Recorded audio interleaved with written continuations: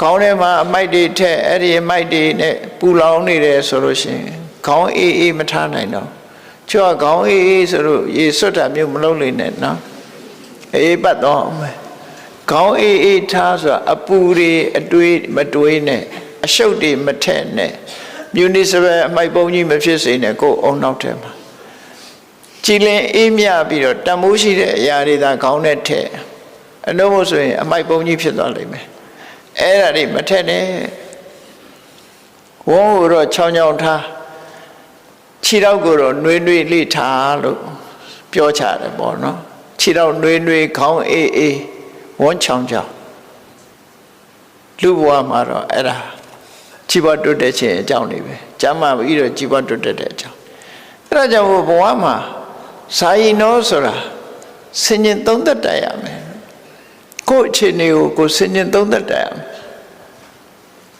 ငါလှုပ်နေတာဘာတွေနဲ့အချိန်ကုန်နေသလဲငါဘာလှုပ်တဲ့သလဲဆိုတာကိုအမြဲတမ်းဆင်ញင်သုံးသက်ရမယ်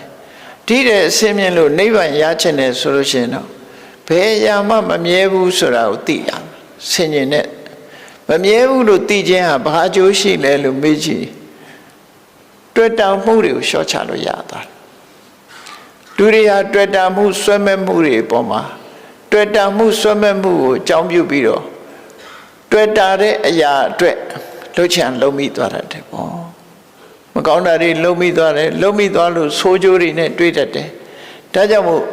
တွေ့တာမှုကိုရှော့ချဖို့ရတယ်အရာခတ်သိမ်းဟာမမြဲဘူးဆိုတဲ့အနိစ္စတင်ညာထာဝရပြောင်းလဲနေတဲ့အရာတွေပဲလို့ဆင်ញင်သုံးသပ်နိုင်ရမယ်လို့သူဆိုတယ်အဲ့ဒါလို့မဟုတ်လို့ရှိရင်ကိုယ်စိတ်တွေအာယုန်တစ်ခုထဲမှာစူးစီးလို့မရဘူး